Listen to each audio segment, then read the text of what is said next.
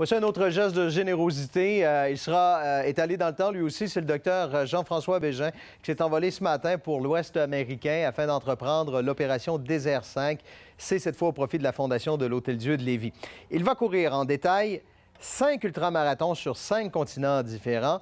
Le premier étant en Utah. Le départ est le 20 septembre. Au total, le docteur Bégin va franchir une distance de 1545 km à la course en autonomie.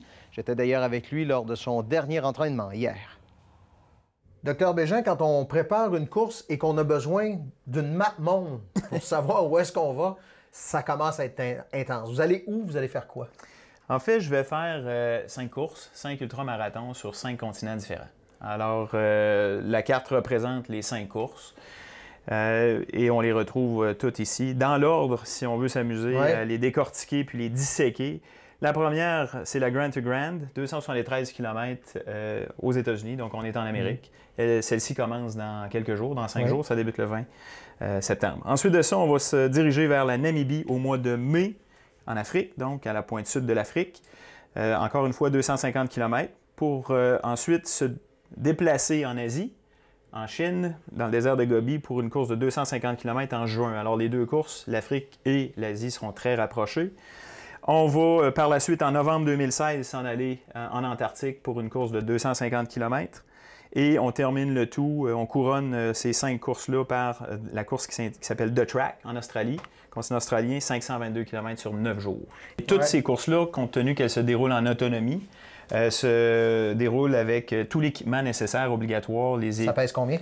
Le sac d'entraînement avec lequel je m'entraîne pèse entre 18 et 23 livres, tout dépendant de ma phase d'entraînement. Les sacs de course, généralement, sont un petit peu plus légers que ça. Alors, je m'entraîne avec plus lourd pour m'acclimater puis m'habituer avec le sac.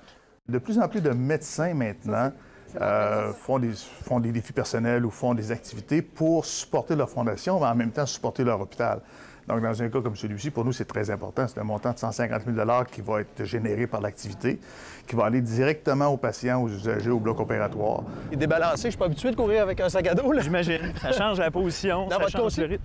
Oui, moi, c'est tout nouveau. Ça débalance? Je me sens très léger. Très, très léger. Même dangereux que des blessures? Bien, ça pourrait. J'ai déjà couru pas de sac, puis des bobos apparaissent ici et là. Je suis rendu conditionné au sac à dos. C'est quoi l'idée de courir aussi longtemps que ça? Moi, c'est un défi personnel. À chacun son défi. Moi, j'adore la longue distance parce que c'est un voyage à l'intérieur de moi-même. On va chercher des réponses à plein de questions. Quand on court, on a juste ça à penser. Alors, quand on est 7, 8 heures, 9 heures dans des endroits reculés, il y a seulement cette distance-là qui te permet d'aller chercher toutes ces réponses-là puis de voir le paysage. C'est merveilleux. Puis de le faire pour la Fondation, est-ce que ça devient une motivation supplémentaire?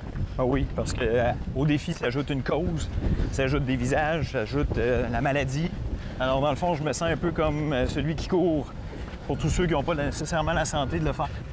Dans une course de longue distance comme ça, vous êtes des fois une centaine de personnes, mais c'est 100 personnes tout seul? Oui, pas mal. C'est de la solitude? C'est beaucoup de solitude parce qu'il y a de l'étalement. Tu sais, sur le genre de distance qu'on fait, c'est pas long qu'après 5 km, on se retrouve à 500 mètres de notre adversaire le plus proche, puis le plus proche derrière est à 500 mètres. Alors, plus la journée avance, notre course, bien souvent, est une course solitaire. C'est comme ça à l'entraînement, de toute façon? Oui, l'entraînement, ça fait pas la file pour venir courir 5, 6, 7 heures avec moi quand je sors. Qu'est-ce qu'on peut vous souhaiter de plus beau et quel est le pire qui peut s'arriver? Le plus beau, c'est d'avoir du plaisir. Okay. Moi, je vois ça, j'attaque ces courses-là avec le sourire puis avoir du fun. Je pense que c'est ce qu'on peut me souhaiter, c'est d'en profiter, de m'absorber du paysage. C'est ça que je vais chercher de toute façon. Le pire, c'est évidemment l'échec, mais l'échec en soi, c'est de pas finir une course, ça fait partie de la game. Je veux dire, si on a peur d'avoir un échec, d'avoir une blessure, d'avoir une situation qui fait qu'on ne peut pas finir, on ne s'inscrit pas dans ce genre d'événement-là. Ça fait partie de ces épreuves-là, puis il ne faut pas oublier une chose, c'est qu'on apprend beaucoup plus de l'échec qu'on apprend du succès. Doc, je l'ai bien aimé, le sac à dos, mais je vais vous le laisser, vous allez en avoir besoin au cours des prochains mois. Ça fait beaucoup plaisir. Pour en savoir plus, une longue entrevue est disponible sur radiocanada.ca/Québec et sur la page Facebook d'Ici Québec.